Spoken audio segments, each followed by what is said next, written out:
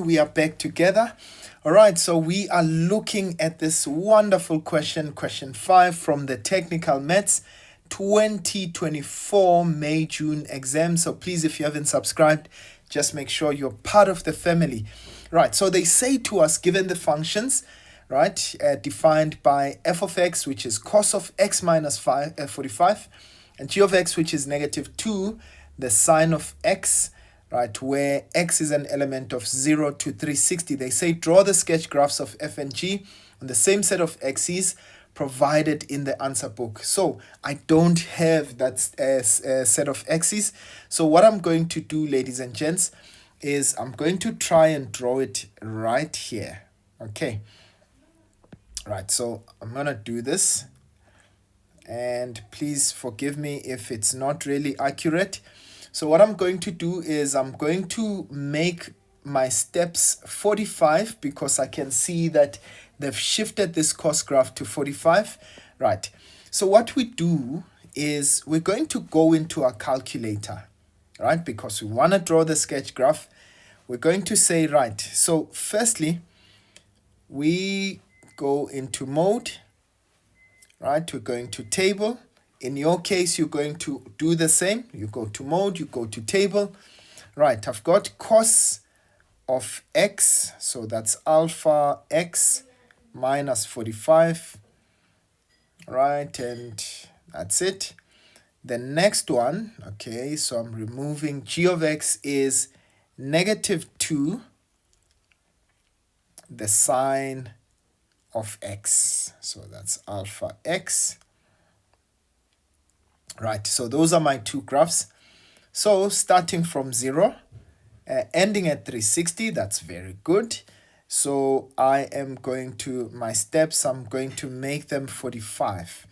Okay, right, and so that is, your calculator is now giving you all the steps that you've got there. So let me try and draw them. So that's 45, that's 90. Okay, all right, so let me do this. 90, it's going to be 180, 180, that's 270, and the last one is 360. Right, and in between, so that would be 45, that would be 135, that's 225, that's going to be what is 270 plus? That's going to be 315, right? Okay, and 360. Right, so let's start with the first graph of f of x, or f of x, there it is. So they said to us at 0, the graph is root 2 over 2, and at 45, the graph is equal to 1. So what I'm going to do there, let me just do this. Let me make 1 and 2. And let me have negative 1 and negative 2. Right. So, of course, we're going to take our time here because, of course, these graphs are really, really important. Okay. We've got 2 root 2 at 90 again. Right, so 2 root 2, that's going to be 0.7, so that would be somewhere over there, right? Okay, so again at 90 gives us exactly the same thing. At 135, our graph is 0. Okay, that's negative 2 root 2. Let's draw it over there. And we've got negative 1 at 225. And we've got, again, the same. That's 0 at 215, at 315. And it is 2 root 2 again at 360. All right, I'm sure you can see how our graph is going. Okay, so we said at 0 we've got sorry, at 45 it's 1, not yeah, so it was supposed to be here. Okay, so our graph looks like this, and there we go. Right, and then we've got the graph of g of x. Right, very important for us to note what the values we've got there. So at 0, our graph is equal to 0. That's the value over there. And it's negative root 2. Okay, so at 0, our graph is equal to 0. Okay, let me just take a different color so that you guys would be able to see the difference. Okay. Right, so let's bring back our calculator. Right, so g of x is 0 at 0. So there it is. Okay, it's negative root 2. Okay, and negative root 2. So that's negative 1.4 something. Okay, and we know at 90 it's negative 2. There it is over there. 135. There we go, negative root 2 again. And at 180, our graph is 0. Okay, root 2 again, and it starts all over again. 1.4 something. At 270, we're going to get 2. And at 315, that's still root 2. And at 360, our graph is 0. All right, so this is our g of x graph.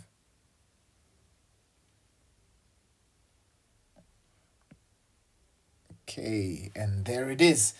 Ladies and gents, that is how your graph are going to be looking. And please don't forget to label your graphs. So this is g of x.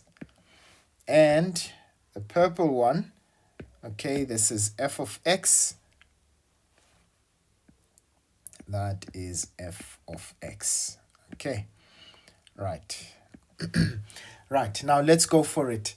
They say to us, they said we must clearly indicate all the turning points, intercepts with the axes and endpoints. Okay, so we need to make sure that we label those as clearly as possible. Right, so firstly, the turning point here, this would be where x is 45.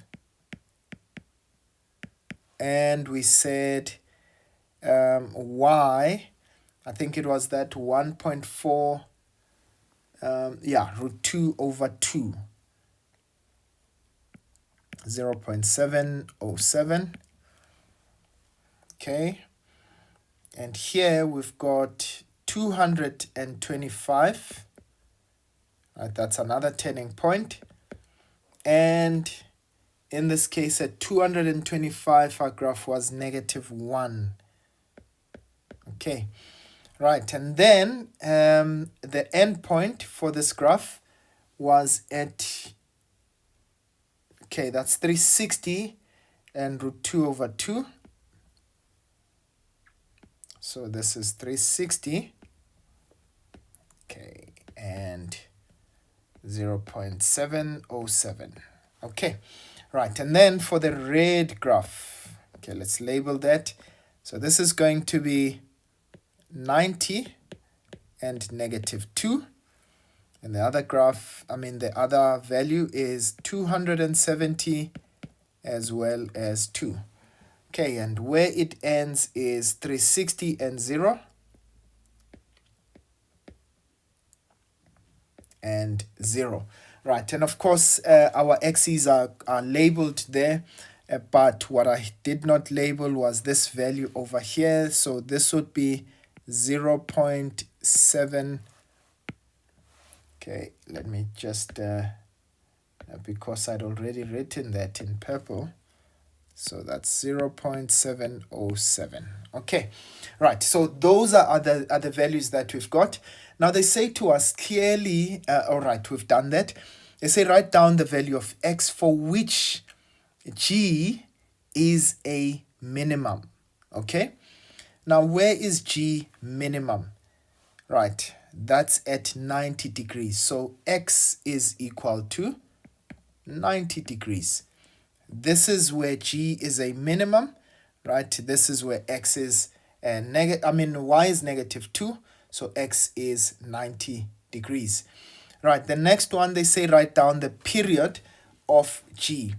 Now notice, ladies and gents, whenever we are writing down the period, so the period would always be equal to 360 divided by the frequency. Now the frequency is the coefficient of our X value. So the coefficient is just 1. Okay, so that's 360 over 1. So this gives us simply 360. It means you'd be able to complete one full graph, okay, within a 360 period. Now, then they say to us, use the letters A and B to indicate on the graphs where, okay, negative half cos of X minus, cos X minus 45, right, is equal to sine of X. Now, I want you to note, so already this is telling you that this is related to the graphs that we actually have, right? So what we need to do, how do we make it look exactly like that? So I'm going to multiply by -2 over 1. But remember, what I do on the left, I do on the right. Okay, so I'll end up with cos of X minus 45 is equal to -2 sine of X. Right, if I multiply by -2 on either side, okay? Right, so I ended up with -2 sine X. So what are they actually trying to say to us? Where is f of X equal to g of X? So in essence, what we are just going to do is just show that on our graphs. Right, so let's call this A. And let's call that point B, right? They didn't say we must solve. They just said we should indicate on the graph. So that is where those values are. And then finally, they say use the graph drawn in question 5.1 to determine the values of X for which f prime X is less than 0. Now, ladies and gents, remember, once we say f prime, it means we're dealing with the gradient, right? Where is the gradient of this graph less than 0? Where is the graph going? Downhill. Okay, right. F prime X less than 0 means that I'm going downhill. Right, now in this case, for the F graph, okay, where are we going downhill? Oops, just made an error there. Right, so from 45 all the way till 225, what was I doing? I was going downhill, right? But everywhere else in between, I am actually going uphill. So I will say X is an element of 45. And because they said just less than, not equal to 0, I'm going to exclude where it is a turning point. So this would be between 45 and 225. Right? Alternatively, I could have written it in inequality form. X is greater than 45 and less than 225. This is where our graph of f is actually going downhill. This is where our derivative or our gradient is negative. Ladies and gents, that would have earned you 14 marks. And that is how the cookie crumbles. I'm going to end it here and leave it for you. Next time, we're going to be looking at question 6. For now, it's sharp, sharp.